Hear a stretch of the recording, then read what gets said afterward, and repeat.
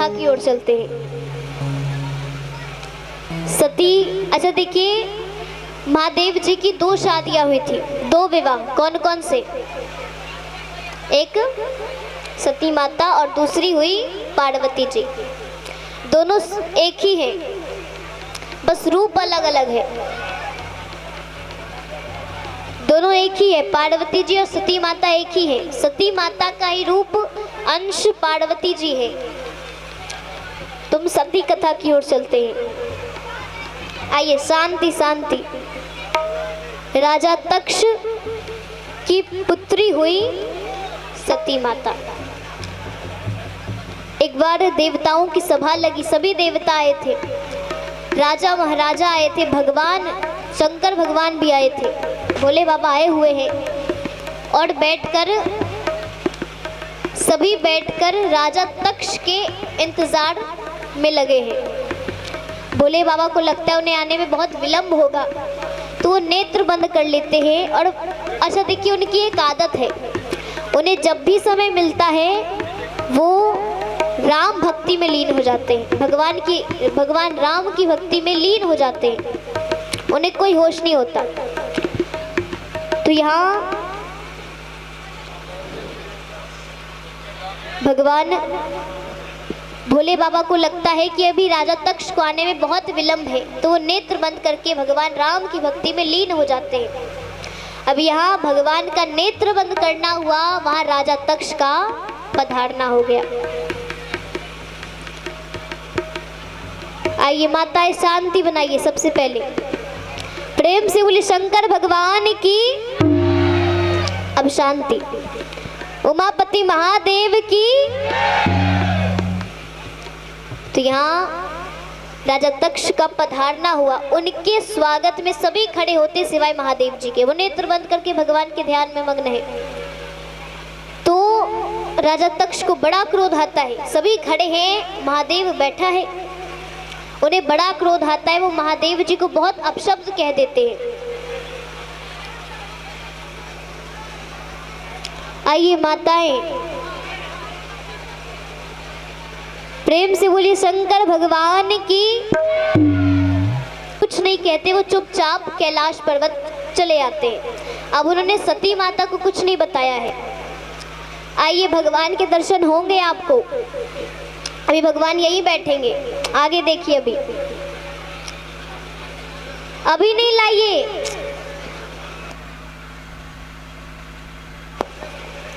प्रेम से बोलिए वृंदावन बिहारी लाल की।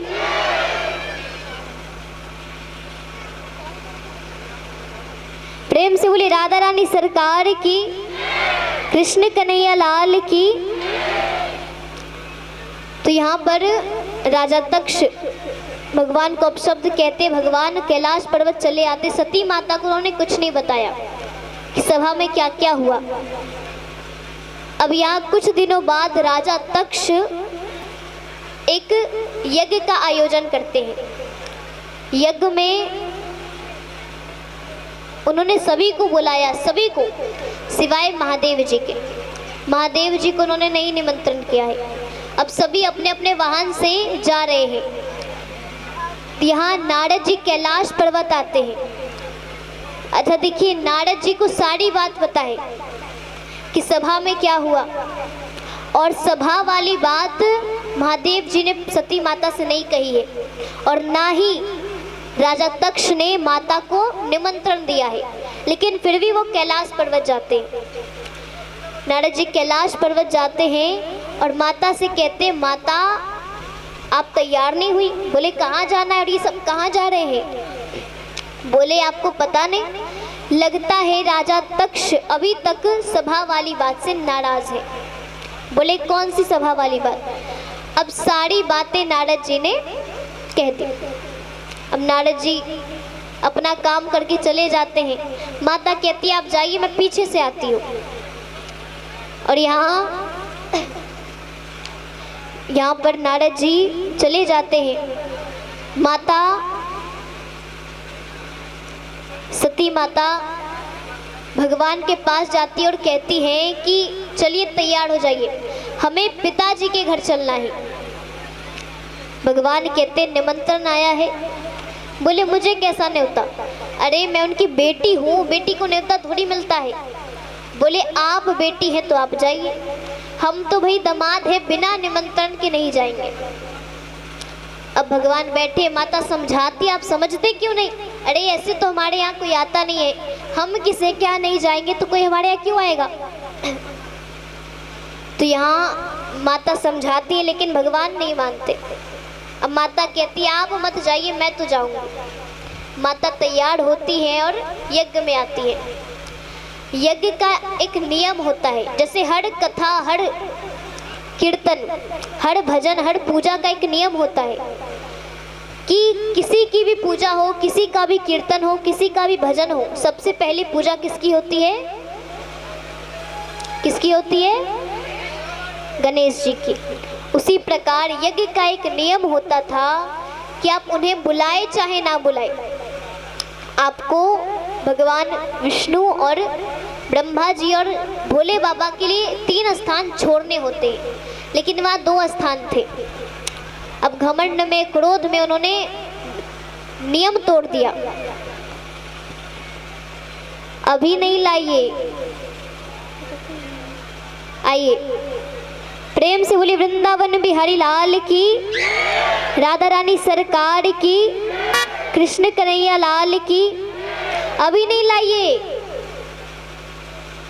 अभी नहीं, अभी नहीं, अभी जाइए। प्रेम से बोली वृंदावन बिहारी लाल की।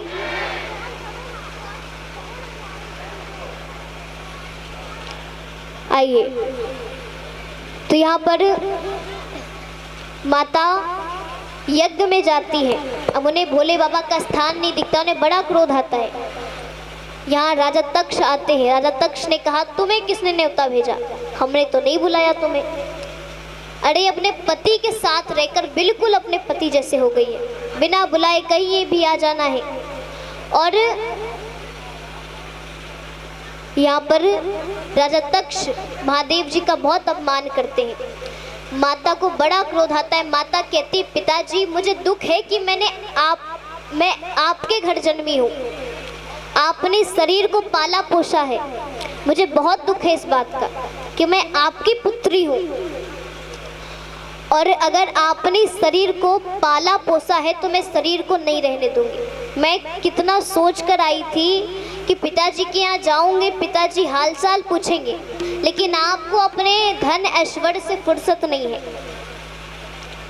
अब यहाँ माता हवन कुंड में कूद जाती है। पीछे पीछे नंदी जी देख रहे हैं कि माता हवन कुंड में कूद गई। वो भोले बाबा को सारी बात बताते हैं। बाबा को बात पता चलती है, वो क्रोध में आ जाते हैं, तांडव करने लगते हैं। और यहाँ उन्होंने अपने केश तोड़े और जमीन पर जोर से पटका, और तभी एक बहुत ही बड़ा गण, भद्र नामक गण का जन्म होता है। और वो आदेश देते हैं कि जाओ सब कुछ तहस नहस कर दो, कोई नहीं बचना चाहिए, कुछ नहीं बचना चाहिए। और यहाँ महादेव जी भद्र नामक दैत्य को आदेश देते हैं, भद्र सब कुछ खराब कर रहे हैं, तहस नहस कर रहे हैं। उन्हें देखकर सभी देवता इधर उधर भाग रहे हैं। राजा तक्ष को राजा तक्ष का भद्र सर और धर अलग कर देते हैं और सिर को हवन कुंड में डाल देते हैं। यहाँ भगवान विष्णु भगवान महादेव जी को शांत करते और कहते हैं देखिए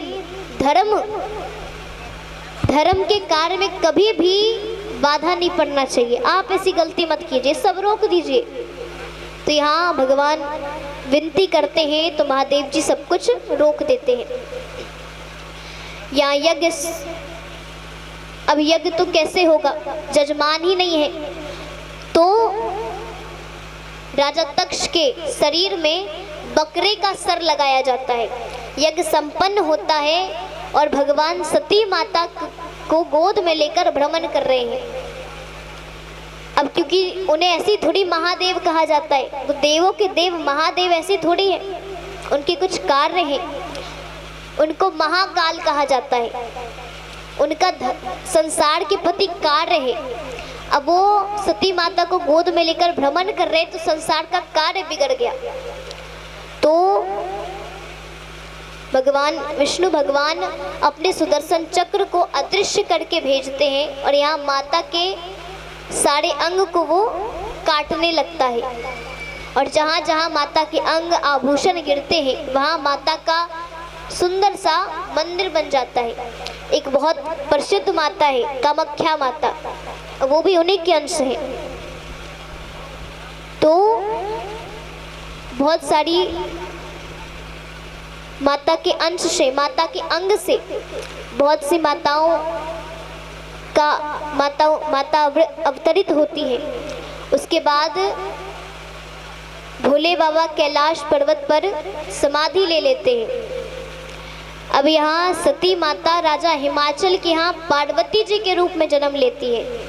पार्वती जी विवाह योग्य होती है और नारद जी को बुलाया जाता है कि आप कोई वर बताइए। बोले एक वर है। बोले अच्छा, कैसा है? बोले बहुत अच्छा है। बोले धन दौलत है, परिवार है, क्या नाम है? बोले नाम महादेव है, परिवार बहुत है। परिवार इतने आप गिनते गिनते थक जाओगे लेकिन परिवार खत्म नहीं होगा। और धन तो इतना है कि उनके दर पर ब्रह्मा विष्णु मांगने आते हैं। बोले अच्छा। बोले हाँ। अब यहाँ राजा हिमाचल लड़का को देखते नहीं है, बस लड़का का नाम पूछ लिया। लड़का को देखा नहीं, पता पूछा नहीं, कहाँ रहता है, कैसे रहता है, कुछ नहीं। बस गुरुजी ने कह दिया अच्छा है, मतलब अच्छा है। अब यहाँ राजा हिमाचल कहते कि हमारे तरफ से रिश्ता पक्का है, आप उधर से देख लो।